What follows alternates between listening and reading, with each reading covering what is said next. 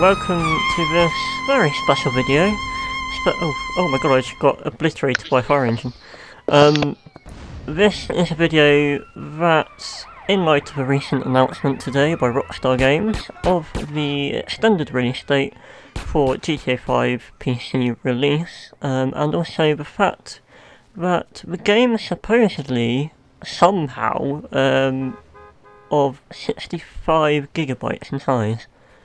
And I've brought Ist in with me because he has played the console version, the PS4, free version, the PS3, and he knows stuff. So I'll put it over to you whilst I fight the police. I just died. So well, first I wanted to talk about some problems with the original release of GTA 5. Just to put it into perspective why Rockstar can't really be trusted when it comes to promises and features that they promise and stuff like that. So, as almost everyone knows, GTA 5 released almost a year and a half ago on PS3 and Xbox 360. I played it on PS3 like a good little fanboy. I bought it on first day for a good 40 quid or something. But just weeks prior to release, we learned that GTA 5 Online will not be available on launch, but 2 weeks later.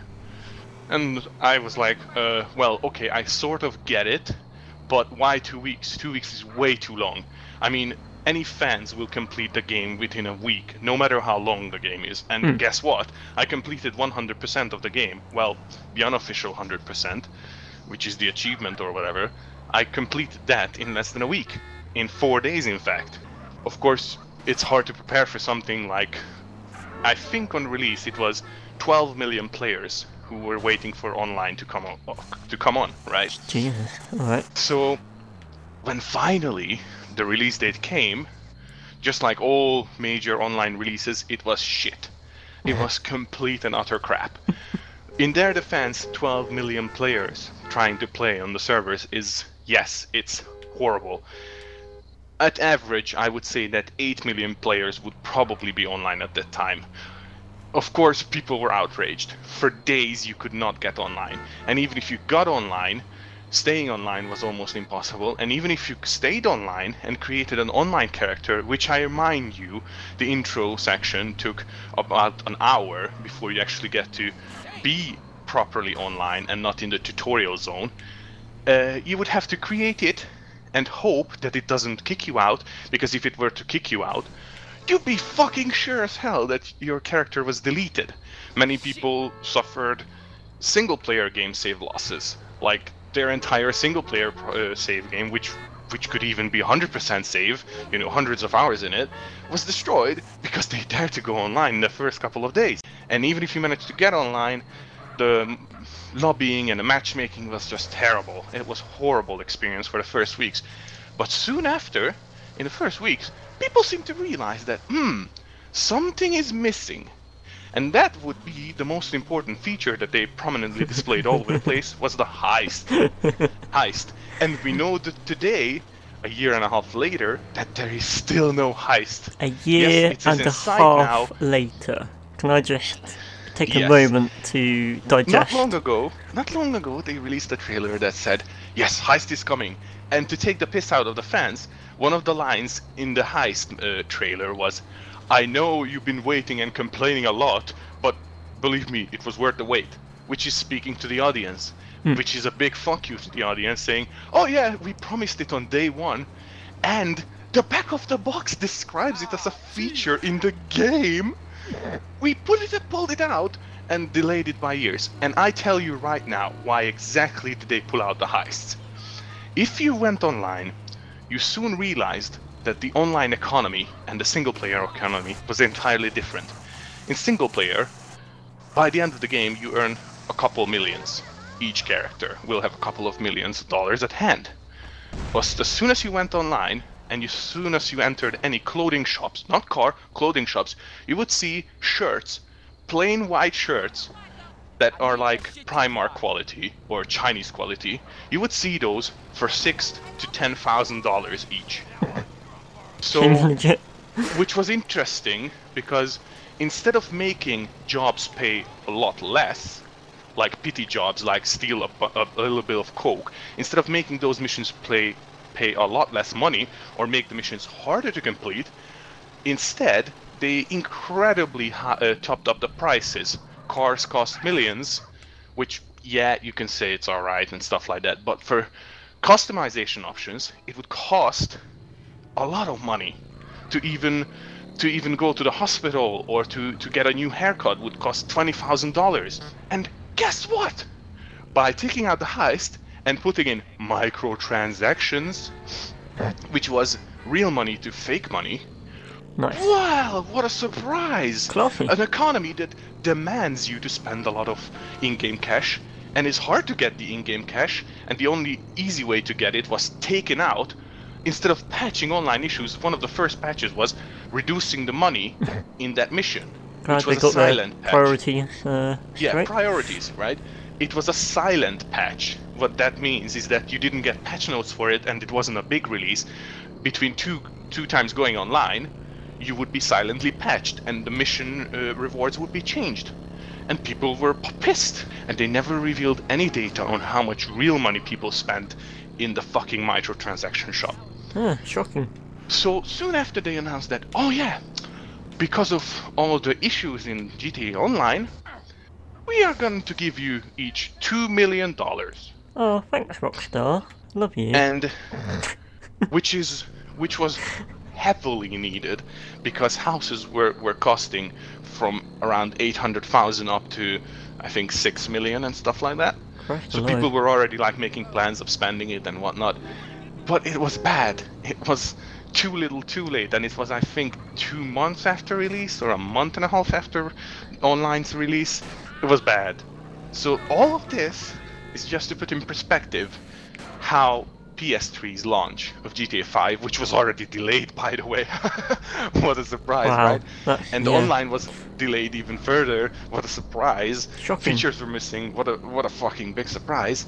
And microtransactions were put in, which As is, a top priority. interestingly, people didn't moan about it as much as they should have. Hmm. Because the economy of the game, like any Total Biscuit or anyone else would explain you, that when you have microtransactions in the game, you can trust the developer of being the original vision. You know that the publisher wanted microtransactions to be used, therefore the economy of any game with microtransactions in it will 99.9% will be altered from the original idea. So, to have an incentive. So you spend the fucking things in game, right? So they delayed it, they delayed Online, they took out features, they focused on stupid shit like this. And then everyone was wondering, when is the PC release gonna come? PC release, PC release, PC release. Well, nothing. People were making theories up left and right, you know, oh yeah, it's gonna come, it's gonna come. It's gonna come this date, it's gonna come this date, it's gonna come this date. Pushing it on and on. New consoles release. Fucking next-gen consoles release.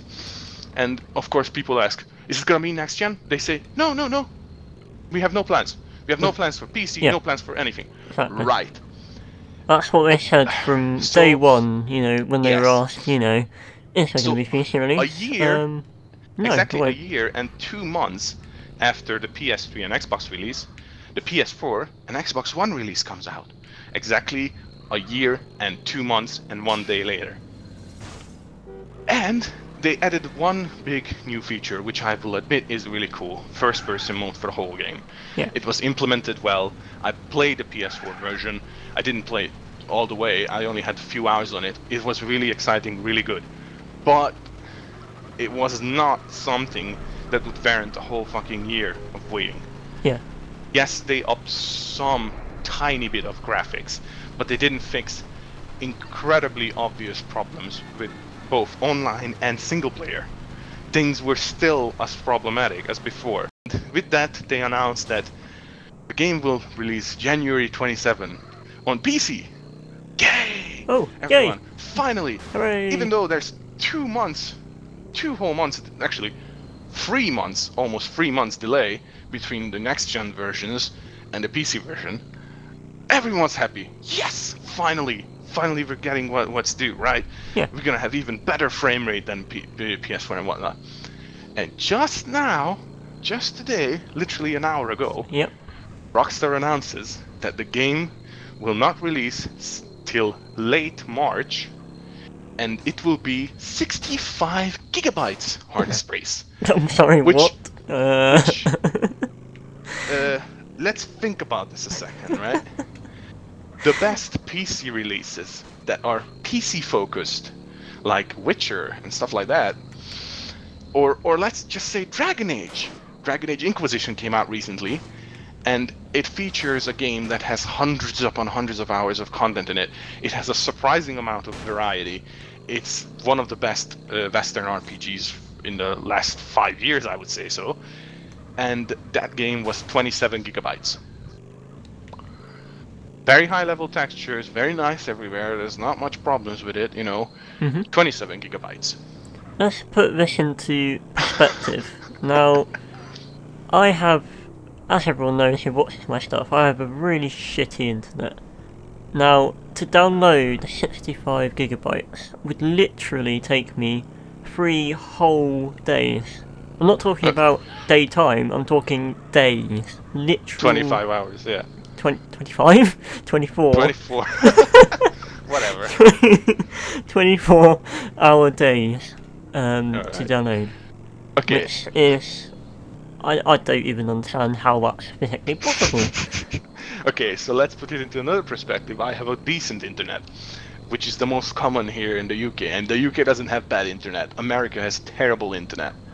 Americans will always complain that they have horrible internet with internet caps, you know, download caps. So I can't wait for people who I know for a fact that they have like 50 gigabyte caps to wonder what the fuck they're gonna do, because it runs out in one day, their whole month usage and stuff like that. You know, it's ridiculous. But to just remind everyone, GTA 4 had an interesting PC launch.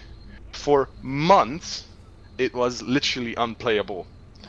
From things like completely ignoring AMD cards. If I remember, it was AMD cards. Like, if you had an AMD card, even if it was a lot stronger than any of the other equivalent of it in NVIDIA, you would be fucked, because memory leaks were non-stop. This would mean that if you start playing the game, it will run 30 frames per second, but after around 10 minutes, it would drop a frame per second every minute. Like, memory leaks are terrible. They are horrible port issues. They are horrible, just coding-wise. It's when the game keeps dumping bullshit and keeps remembering it. And even I, back in the day, that's when I got my 16 gigabyte RAM system, and that filled that fucking RAM so fast. And this just proves once again that we shouldn't trust Rockstar, because even though they make absolutely great games, they are dickheads about it. Yeah. They absolutely know that they are in a position of absolute power, and they offer rewards for buying it again, which is nice. Yeah. I will have to say it's nice, but at the same time it's not nice to those who were waiting patiently for the PC release, for example. Oh, as you've bought our games twice, on different generations, here, why not have some free gifts from us? Which is basically pandering their customers and saying, look, you've bought our games twice, and we're going to reward you so that you will do it in the future. Which I think is absolutely, from my point of view, is, you know, morally wrong and disgusting. Yep. I mean, when I was playing GTA Online for the first time, after a day I realized that I still only have a fucking Uzi. I mean, I was running around in free roam, and I didn't have any tools. It's so... because they wanted you to buy stuff in-game and own stuff in-game, but they made it completely inconvenient to use it. Yeah, I mean, the whole point of free roam games, especially ones that are online, for God's sake, is that you enjoy the game and don't have to jump through hoops of fire in order to, you know, enjoy the game. And not to mention, by the way, I just saw a link about when I started talking. One guy linked that just 3 days ago, right, the head of Rockstar was still saying in the forums that it's gonna release on January 27. He reinforced the idea. So what happened in the last 3 days? suddenly they realized it doesn't run on anything because apart they from anything, delayed it's it by 3 months. concerning, isn't it? Exactly. I mean, Exactly. if 3 days ago, you know, the head of Rockstar says, "Oh yeah, it'll be released on January 27th, no problem," and then 3 days later, it's like, actually, we're gonna have to delay it by, you know, in their words, a few weeks. Now, I don't know if you know the word a few, but a few actually means, I think it's 2 to 3. And I know people would definitely say that, oh, but they're gonna make it so it's optimized and shit. But how can you say that when GTA 4 was delayed and it came out a mess, a complete and utter mess? Yeah. As soon as, you know, GTA 5 comes out on the 27th of January, I'm gonna, you know, as soon as it's launched, I'm gonna do a rant video on it. Because, you know, I wasn't happy about the way the whole thing had been handled. And then, you know, and I said, as soon as I start playing it, I'm not going to be able to put it down, I'm not going to be able to stop, and I'm going to love it, and I'm going to, like, kind of bow down to Rockstars as some sort of weird god. Yes, and that's the thing, they abuse it. Yeah, they know. And they know that. They know full well that people will be exactly like me. Which is why now they've gone too far, and, you know, I can't support them anymore. Stop buying games twice, you fucking twats. Yeah. Stop it. Yeah. Fucking stop it. Why'd you do it? Don't do it. Stop it. Put it down. Yes. Put your money away. Put your wallet down. Put it down.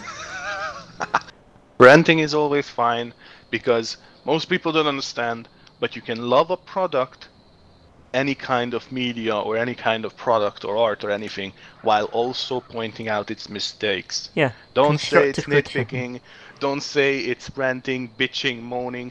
It's not that. You can love something and still know the problems with it. Yeah. That's all.